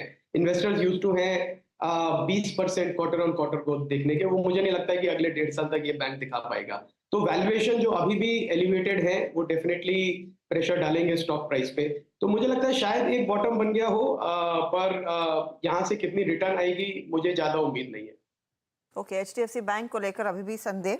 अच्छा, बाय द वे 22,520 की वापसी होती हुई तो झटका शेकआउट और उसके बाद कुछ संभलने की कोशिश, और निफ्टी बैंक जितनी तेजी से टूटा था उतनी तेजी से रिकवरी भी देखने को मिल रही है। करीब 217 अंकों की बढ़त यहाँ पर देखने को मिली है। इस पूरी वॉलेटिलिटी में कंजम्पशन थीम काउंटर्स, अभय, वेरी क्विकली कंसिडरिंग 2 दिन पहले मॉनसून दस्तक दे चुका है, क्या HUL, आपका ब्रिटानिया, टाटा कंज्यूमर, यहाँ पर कुछ पोजीशंस आप लोग अब और ऐड करना चाहेंगे irrespective of the fact election result जो भी हो? जी बिल्कुल ऐड करना चाहेंगे हर्षदा। मुझे लगता है अगेन ये सारे स्टॉक जिनका आपने नाम लिया, ये काफी लंबे समय के टाइम करेक्शन से निकले हैं, बहुत अच्छी कंपनीज हैं। काफी इन्होंने स्ट्रगल किया पिछले 2 साल में अपना मॉडल रीओरिएंट करने के लिए। डोमेस्टिक जो लोकल कॉम्पिटिटर्स हैं हर शहर में, हर गांव में, हर स्टेट में, उनके साथ compete करने का। अब मुझे लगता है कि इन बड़ी कंपनीज ने काफी कुछ समझ लिया है कि उनके साथ कैसे compete करें। तो मेरी एक्सपेक्टेशन ये है कि not only because of monsoon but beyond that also एक जो हम काफी समय से देखे नहीं 10% की वॉल्यूम ग्रोथ इन बड़ी लार्ज कंपनी से, मुझे लगता है कि अगले 2, 3, 4 क्वार्टर में वो हमको वापस दिखेगी, और उसकी वजह से जो वैल्यूएशंस इनके हिस्टोरिकल बेसिस पे बीटन डाउन है वो वापस अपने मीन को रिवर्ट करेंगे। तो मुझे लगता है कि ओवरऑल FMCG जो है, लार्ज कैप FMCG, बहुत अच्छा स्पेस है इन्वेस्टर्स के लिए। जी, और वैभव जी अब एक स्पेस पे और जिसने बीते 3 महीने में अच्छा पैसा बना के दिया है वो वाइट गुड सेगमेंट। हेवल्स को देखिए, मतलब CY23 की सारी अंडर परफॉर्मेंस के जो गिले शिकवे थे वो मिटा दिए। वोल्टास थोड़ा सा चूक गया बिकॉज ऑफ आई थिंक थोड़ा सा अर्निंग मिस था इसमें, बट डिक्सन मैन्युफैक्चरिंग में, मोबाइल मैन्युफैक्चरिंग में इसने काफ़ी स्ट्रॉन्ग मूव दिया। वाइट गुड सेगमेंट में आप लोगों ने कुछ ऐड किया था या फिर ऐड किया तो निकाल दिया, अब सेंस क्या बन रहा है आपका वाइट गुड सेगमेंट में? वीरेंद्र, हमने इसमें काफी रिसर्च किया है और एक बड़ी अच्छी बात जो हमने देखी, और मुझे बहुत खुशी होती है ये बात सुन के भी और दूसरों को बता के भी, कि इस समय आप वाइट गुड स्पेस देखेंगे इंडिया में तो Indian companies, Indian brands number 1 है, प्रोडक्ट क्वालिटी को लेके, प्राइसिंग को लेके, डिस्ट्रीब्यूशन को लेके, और मोस्ट इंपॉर्टेंटली सर्विस को लेके। और जो पहले एक थिंकिंग होती थी कि फॉरेन का ब्रांड है तो अच्छा होगा, वो थिंकिंग अब बिल्कुल नहीं है। अब क्लियरली जो हमारे ब्रांड्स हैं उन्होंने बहुत अच्छा इंप्रूवमेंट किया है, बेटर देन इंटरनेशनल ब्रांड्स हैं इस समय इंडिया में। तो आपने जो नाम लिए हैवेल्स, एक्सेलेंट कंपनी, काफी अगेन प्राइस करेक्शन के थ्रू गए थे जब वो मार्केट कंसोलिडेट कर रहे थे, अब वापस उनको मार्केट का एक डिमांड की वजह से और एक्सपोर्ट का जो इन सब कंपनीज को मौका मिल रहा है, वो भी एक बहुत बड़ी अपॉर्चुनिटी है। जैसे हैवेल्स का चेन्नई प्लांट एक्सपोर्ट्स करने लगा है अब इलेक्ट्रॉनिक्स। तो ये एक स्पेस है जिसमें हमने काफी पहले से बेट ली थी। मैं पहले भी बात करी है, डिक्सन हमने कोविड के टाइम पे लिया था, तब आई थिंक 600-800 रुपए की रेंज में था वो स्टॉक, और एक लॉन्ग टर्म बेट थी which has played out well. Amber जो है, एम्बर एंटरप्राइजेस अभी देश के 10 टॉप ब्रांड्स में से 8 ब्रांड्स के लिए एसी बनाता है, और जो गर्मी का माहौल है उस सब से हम जूझ रहे हैं, आप और मैं और बाकी सब भी। तो एयर कंडीशनर्स की, रेफ्रिजरेटर्स की सेल्स होने वाली है अच्छी, रूरल इनकम बढ़ने वाली है, per capita GDP inflection point पे। तो वाइट गुड स्पेस एक बहुत ही अच्छा स्पेस है, और अगर अप्रोप्रिएटली प्राइस कंपनीज मिले तो हम बड़े शौक से उसे ऐड करेंगे अपने पोर्टफोलियो में, जो ऑलरेडी एग्जिस्टिंग है उसके ऊपर भी। अच्छा, एक आखिरी सवाल मेरी तरफ से, डिफेंस स्टॉक्स में क्या करें? कल मजगांव डॉक के नंबर्स आए थे, बहुत बेहतरीन नंबर्स। ऑब्वियसली स्टॉक भी काफ़ी महंगा हो चुका है, लेकिन क्या इन स्टॉक्स पर अभी भी भरोसा बनाए रखें? ये अगेन अनुज, जैसे आपने भी पहले चर्चा करी थी, ये लॉन्ग टर्म थीम है। प्रॉब्लम ये है, जैसे आपने फिर से कहा कि महंगे हो गए हैं स्टॉक, तो ये एक वेल नोन स्टोरी है। पर मैंने देखा है कि अगर अपॉर्चुनिटी स्पेस बड़ी हो और 5 साल का हम व्यू ले सके कि बड़ी अपॉर्चुनिटी है, यहाँ से ग्लोबल एक्सपोर्ट्स की भी अपॉर्चुनिटी है, डोमेस्टिक जो कंट्री की यूसेज है उसकी भी अपॉर्चुनिटी है, प्लस आप एक एफिशिएंट प्रोड्यूसर हैं। अगर मैं इन 2 चीजों को मिलाऊं और 5 साल का व्यू ले, तो फिर जो अभी की हाई वैल्यूएशन है वो इतना माने नहीं रखती है। फिर हमको ये देखना पड़ेगा कि 5 साल में कितना हम पैसा बना सकते हैं। क्या 5 साल का हमारा IRR 25-30% हो सकता है इन स्टॉक से? मुझे लगता है हो सकता है। अभी भी जो हमारे डिफेंस के नेम्स हैं, काफी अच्छे स्ट्रॉन्ग प्लेयर्स हैं, तो ये मैं इग्नोर करूंगा अभी की हाई वैल्यूएशन को, अपॉर्चुनिटी देखते हुए जो लॉन्ग टर्म की है। ऑलराइट अभय जी, बहुत बहुत शुक्रिया आज हमारे साथ जुड़ने के लिए और हमसे बात करने के लिए। मीनवाइल मार्केट अब 22,500 पर आकर बेसिकली आज ऑप्शन राइटर्स का ही दिन रहा, उसके बावजूद सब कुछ होने के बाद भी वीरू, और 22,500 पर थोड़ा कंसोलिडेशन। चलिए डीलिंग रूम चेक, यतिन के पास चलते हैं। यतिन काफ़ी आज बिजी रहे होंगे। यतिन गुड आफ्टरनून, क्या पैनिक है मार्केट में या नॉर्मल है, और क्या फीडबैक मिला? फ्रैंकली अनुज, अगर बात करें ना तो जब इंडेक्स 100-200 पॉइंट ऊपर होता है तो लोग कहते हैं कि मोदी जी आ रहे हैं, 300-350 सीट्स के बीच की बीजेपी की गणित होती है। आज मार्केट गिर गया तो लोग बोलते हैं 270-280 आ रही है क्या। तो मुझे लगता है मार्केट में एक फियर है, लेकिन एक बात क्लियरली कहना चाहूँगा, जो ट्रेडर्स हैं, जो HNIs हैं, जो बड़े लोग हैं, उनकी पोजिशनिंग बहुत लाइट है इनटू द इवेंट। तो थोड़ा भी पॉजिटिव सरप्राइज आपको ट्यूसडे को अगर दिखा तो ये मार्केट स्प्रिंग बोर्ड हो जाएगा। एनी विच वेज वो तो मंगलवार को ही पता चलेगा एग्जैक्टली क्या हो रहा है। दो स्टॉक्स जो आज डीलर्स फोकस कर रहे हैं, सबसे पहले हिंडाल्को, जहां डीलर्स बाय ऑन डिप की स्ट्रैटेजी अपने क्लाइंट्स को सुझा रहे हैं। डीलर्स को लगता है कि मेटल स्टॉक में हिंडाल्को एक स्टॉक है जो अच्छी तरीके से मार्केट्स को आउट परफॉर्म कर सकता है, और 725-750 के टारगेट्स जून फ्यूचर्स के लिए डीलर्स को लगता है इस स्टॉक में पॉसिबल है। तो हिंडाल्को ये एक स्टॉक रखिए अपने रिडार पे। इसके अलावा जी पिछले 1-2 दिनों से काफ़ी अच्छा एक्यूमुलेशन देखने को मिल रहा है इस पर्टिकुलर काउंटर में, और डीलर्स फिर से एक बार यहाँ BTST की सलाह दे रहे हैं। 145-40 से ये स्टॉक अच्छी तरीके से 150 के ऊपर मूव हो रहा है, और डीलर्स को लगता है 158-160 तक के पोजिशनल टारगेट्स यहाँ देखने को मिल सकते हैं। तो ये एक स्टॉक है जो HNI रेडार पे है। ओके चलिए अब चलते हैं BTST कॉल्स की तरफ। गाबा सर, क्या ट्रेड कैरी करेंगे? अच्छा जो लगता है इस वक्त लॉन्ग के लिए वो है इंडिगो। सेफ्टी मार्जिन हाई है, बेसिकली स्ट्रक्चर ठीक है, 4161 पर ट्रेड कर रहा है, 4100 का स्टॉप लगाना चाहिए। ऑन द अपसाइड जो टारगेट है करीब 4320। इंडिगो सेफेस्ट है, तो अच्छा खासा चला है। इसी के साथ रहें। आशीष जी, आपका पिक क्या रहेगा? देखिए मैं हर्षदा, देखिए जैसे मैं कहूँगा कि एक बास्केट पे अप्रोच लेनी चाहिए। ICICI बैंक की हमने कल भी चर्चा की, मुझे लगता है कि बहुत ही सेफ बेट है।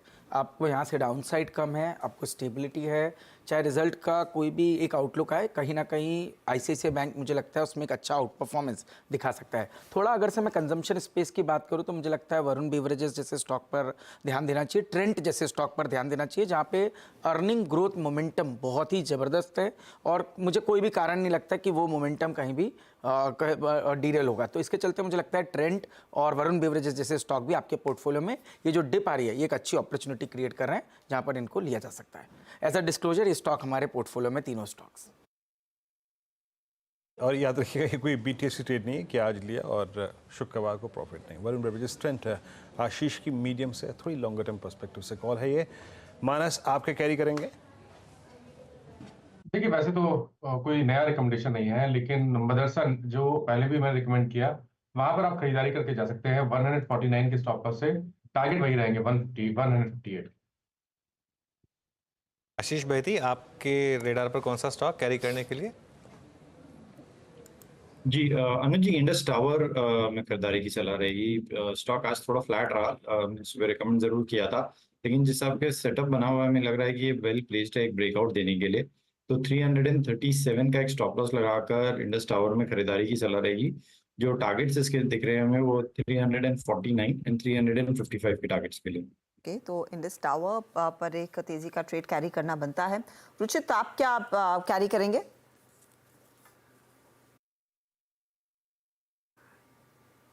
आप शायद म्यूट पर हैं रुचित। जी, एक शॉर्ट साइड पे ट्रेड रहेगा और within the IT space ही रहेगा, क्योंकि वहां पे जो रिलेटिव अंडर परफॉर्मेंस आज दिखी है वो रिट्रेसमेंट्स आई थिंक कंप्लीट अब तक हुए नहीं है। LTTS है जहां पे शॉर्ट पोजीशंस बनाने की सलाह रहेगी। रिसेंट पुलबैक मूव जो आया था उसमें कुछ significant volume based price up move नहीं था, लेकिन आज सेलिंग देख रहे तो फिर से सेक्टर के साथ साथ डाउन मूव का रिजम्पशन हुआ है। 4400 के टारगेट्स कल की ट्रेडिंग सेशन तक एक्सपेक्ट कर सकते हैं, तो यहाँ पे 45 से 80 के ऊपर के स्टॉप लॉस रखे और 4400 तक के टारगेट्स के लिए शॉर्ट पोजीशंस लेके जाए।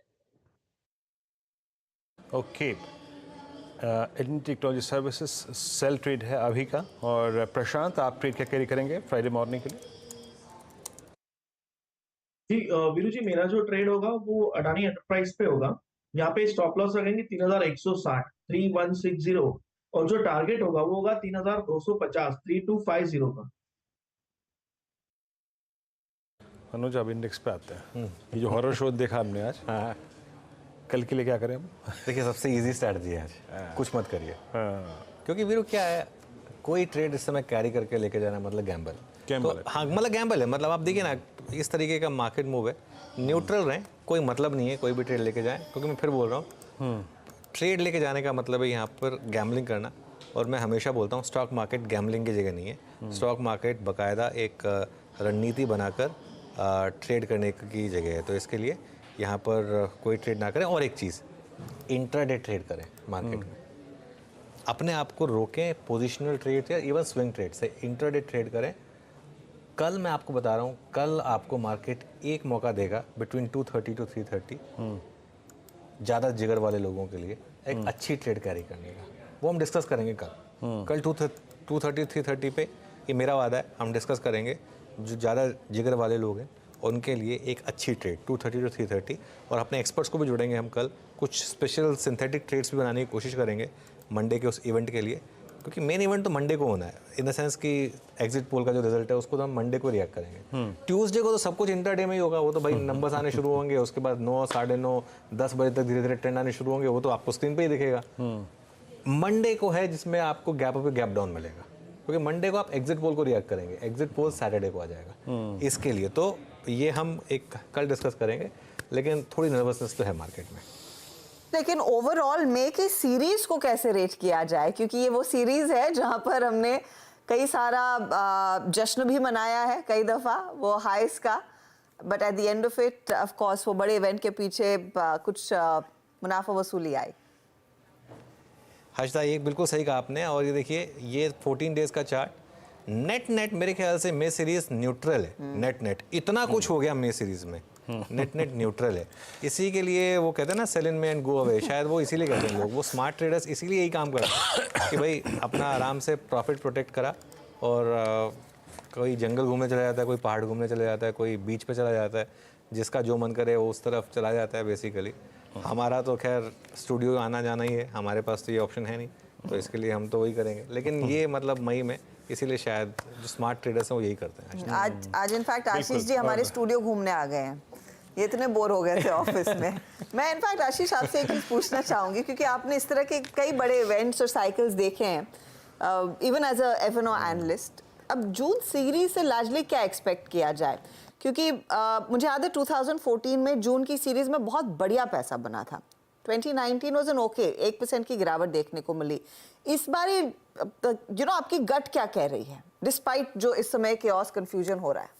तो देखिए इस समय आप मेरी अप्रोच लेंगे तो मैं वेट एंड वॉच अप्रोच पे हूँ, पर जो मैं समझता हूँ कि बाजार कुछ इंडिकेशंस कई चीज़ों के देते हैं, और ये इंडिकेशन जो बाजार के पिछले कुछ दिनों में बने, जिस तरह से पोजीशन लाइटन अप हुई है, ये एक थोड़ा भी पॉजिटिव आएगा और आप देखेंगे बहुत ही बड़ा अपमूव बाजार में आने की एक संभावना बन सकती है। बिल्कुल, और उसको समझने के लिए आप 2-3 चीज़ देखिए। इसके 15 दिन पहले आप देखिए किस तरह के स्टॉक्स में रैली हुई, किस तरह के वॉल्यूम्स के साथ हुई। तो इतनी बड़ी बेट किसने लिया, कितने पहले कैसे ले लिया, तो ये एक कहीं ना कहीं बाजार का एक इंडिकेशन आता है। तो मेरे हिसाब से मैं इसको डिप को जरूर थोड़ा सा कॉशियसली देख रहा हूँ और एक इवेंट का वेट कर रहा हूँ, पर मुझे लगता है कि वो आपको मौका भी देगा, लेने का भी मौका देगा और पैसा बनाने का भी मौका देगा। पर अगर से ये मूवमेंट आया तो ये काफी शार्प रहेगा।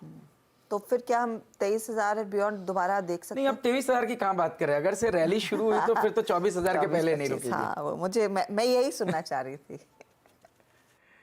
मैं एक चीज़ जोड़ रहा हूँ इसमें, बस हर्षदा, इसमें बस एक चीज़ मैं जोड़ रहा हूँ। मैं आशीष जी की बात से 100% सहमत हूँ कि मार्केट जिस तरीके से लाइटन अप हो रहा है पोजीशंस में, अगर पॉजिटिव आ गया तो मार्केट में बड़ी रैली होगी, ठीक है। लेकिन दिक्कत क्या है, अगर नेगेटिव आ गया तो क्या मार्केट उसके लिए तैयार है? इतना लाइटन अप होने के बाद भी मेरे ख्याल से वो नहीं है, ठीक है ना। तो मैं एक चीज़ बोल रहा हूँ इसमें, मैं हमेशा लोगों को बोलता हूँ, एंड आई थिंक आशीष मेरी इस बात से एग्री करेंगे कि कोई ज़रूरत नहीं है कि आप उसको प्रीएम्प्ट करने की कोशिश करें। 4 जून को अगर तो ये सब चीज़ें मार्केट के फेवर में आ गई ना, भले ही चीज़ें आपको 10% महंगी मिलेंगी उस दिन, लेकिन एक साइन ऑफ कंटिन्यूटी और एक साइन ऑफ अश्योरेंस के साथ मिलेंगी, ठीक है ना। तो इसके लिए अब जैसे आशीष ने को ये चीज़ अच्छे से याद होगी, असेंबली इलेक्शन के रिजल्ट आए थे। असेंबली इलेक्शन के रिजल्ट वाले दिन आशीष ने कॉल दी थी भारत डायनामिक्स की, मुझे याद है, मेरे बिग स्टॉक्स में था उस दिन, इसके लिए मुझे अच्छे से याद है, ठीक है। भले ही उस दिन वो 10% महंगा मिला, लेकिन उस दिन से आज तक का उसका चार्ट देख लीजिए, ये देखिए आपकी स्क्रीन पर है 3 महीने का चार्ट 70%, उसके बाद भी आपने 60% बनाया। तो ये ना इस जैसे कहते हैं ना वो अक्षय कुमार का ऐड आता ना, हीरोपंती इसमें नहीं है। वो ये हीरोपंती इसमें नहीं है कि आप इस समय मार्केट को प्रीएम्प्ट करें, उसमें कोई हीरोपंती नहीं है। थोड़ा दूर रहें मार्केट से कुछ टाइम के लिए, 4 जून को फ्रेश ले लें, तो मेरे ख्याल से एक बेटर अप्रोच रहेगी। ज़्यादा से ज़्यादा क्या होगा, 2% महंगा मिलेगा, 3%, 4%। ज़्यादा ज़्यादा क्या होगा, 4-5% महंगा लेना पड़ेगा ना। एक साइन तो होगा आपके पास कि हाँ मैं ले सकता हूँ यहाँ पर। चलिए क्या क्या हुआ इस बाज़ार में आज, गज़ब जनाब। निफ्टी आईटी आपके स्क्रीन पे 750 पॉइंट नीचे। अच्छा हर्षिता ने जब आज सुबह उठा तो पहला मैसेज हर्षिता का आया हुआ था कि वो यार वो जरा वो स्टैट्स देना जरा सीरीज़ के। अब मैं हर्षिता जानती है, मैं जब निफ्टी के चार्ट देख रहा हूँ ना, निफ्टी के जब आप एक्सपायरी की कैंडल देखेंगे, क्या खूबसूरत कैंडल, टिपिकल प्लस साइन। अब आप देखिए इस सीरीज़ के स्टैट्स को देखिए, ओपन कहाँ हुआ, ओपन हुआ 24,475 पे 22,475 पे ही ओपन हुआ। अभी आपकी स्क्रीन पे लेवल है 22,514, लो लगाया करीब करीब 21,821 का, हाई लगाया 23,110 का, यानी मोटा मोटी आप मान के चलिए 1100 और लगभग 1300 पॉइंट का swing, and with no divergence at all between opening price and closing price. एक टिपिकल प्लस क्रिएट हुआ। क्या सीरीज रही है ना अनुज? बिल्कुल टिपिकल, एकदम मैं देख के हैरान था। और अल्टीमेटली तो पैसा किसने बनाया होगा, जो स्टैडल या स्ट्रैंगल बेच के चला गया बस मई के। पर एक बात है ना, जो अगर आप इस तीनों सीरीज को देखें ना, मार्च अप्रैल मई तीनों सीरीज में डिप आया लगभग 800 से 1000 पॉइंट का। बिल्कुल। और जिसने बाय किया दैट 100 वेमा जोन वीक, वो सॉरी 20 वीक एक्सपोनेंशियल एवरेज और 100 डेमा, उसने पैसा बनाया। मैं एक और चीज़ दिखाऊंगा, कल मैं सुबह निफ्टी का एक आपको एक चैनल दिखाऊंगा। इस साल निफ्टी एक चैनल में, आई थिंक हमारे प्रोड्यूसर सुभाष जी अगर वो देख रहे होंगे तो वो बना भी सकते हैं उस चैनल को। इस साल निफ्टी एक चैनल में, और उस चैनल की जो डाउनवर्ड ट्रेजेक्टरी है वो अब आ गई है 22,200 पर, 22,150 से 22,200 पर। 22,150 से अगर मार्केट उस चैनल को रिस्पेक्ट कर रहा है तो 22,150 से 22,200 मेरे ख्याल से वो टिकना चाहिए स्क्रीन पर।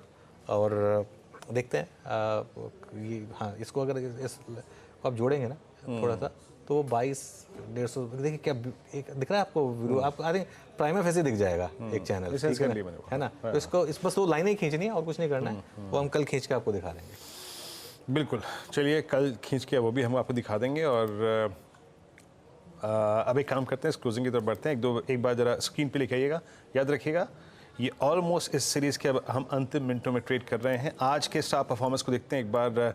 पेज इंडस्ट्रीज अब सडनली 4% ऊपर। अच्छा, Page Industries after I think multi month सितंबर 2023 के बाद पहली बार above all moving averages 200 EMA के ऊपर ट्रेड करता हुआ। इंडिगो आज का स्टार परफॉर्मर, वैल्यू बाइंग नजर आई इस स्टॉक में। सन टीवी 2.25% ऊपर, अच्छा मूव यहाँ पे रहा।